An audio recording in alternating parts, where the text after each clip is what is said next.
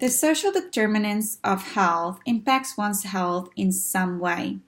However, despite making changes in social and economic factors, improving health and education, improving neighborhoods and the built environment, and avoiding risky behaviors such as obesity, alcohol and drug use in Black women, we have to recognize that these determinants of health alone cannot explain the vulnerability of Black infants.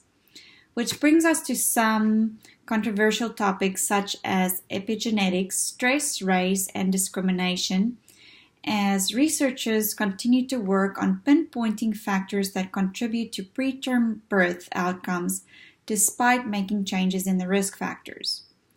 It has been said that when families hope to conceive a happy and healthy child, parents should only proceed with baby-making activities when both men and women are happy, satiated, and feeling connected with one another. They should bathe and dress in fresh clothing and then proceed. Most people would think that all that preparation is absurd. But a fast-growing field of science, epigenetics, suggests that what we experience, consume, and encounter from the moment we are conceived matters. Epigenetics is the study of molecular changes, including DNA methylation, the technical term for the way that our environment and experiences can subtly alter our gene activity. The genes that are activated or inactivated in our body when exposed to certain chemicals, poisons, or even emotional experiences like stress can make us more or less prone to particular health problems. Earlier, Megan spoke about the effects of stress on preterm labor and low birth weight. Here I would like to elaborate on the impact of chronic stress. A study released by Emory University last year suggests just how significantly epigenetics contributes to the country's most awful and intolerable racial and ethnic health disparity, especially in minorities. In the study, they found that women who were poor during their pregnancies likely suffered from chronic stress, including middle-class Black women. The controversy here exists that we all experience stress, and who doesn't feel utterly overwhelmed at certain points in their life? The study, however, found that chronic stress caused by a combination of financial stress, relationships, communities, and experiences like racism, actual or perceived, actually places Black women at higher risk for preterm delivery, putting Black women and their babies at higher risk for health-related problems.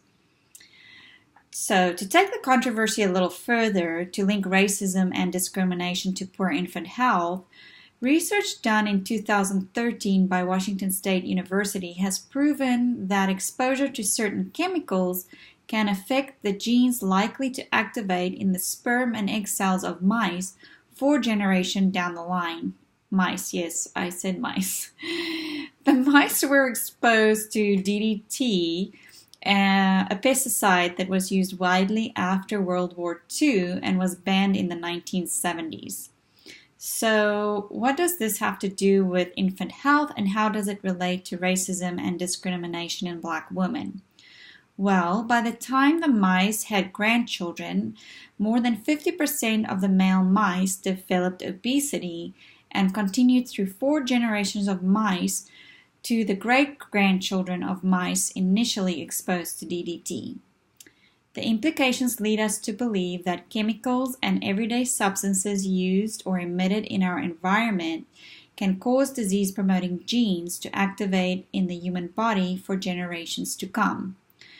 The controversy lies in this, that 4 to 5 generations ago, African Americans were likely to be enslaved in brutal physical and emotional conditions, and the effects of this can still be seen today and are affecting Black women and their infants.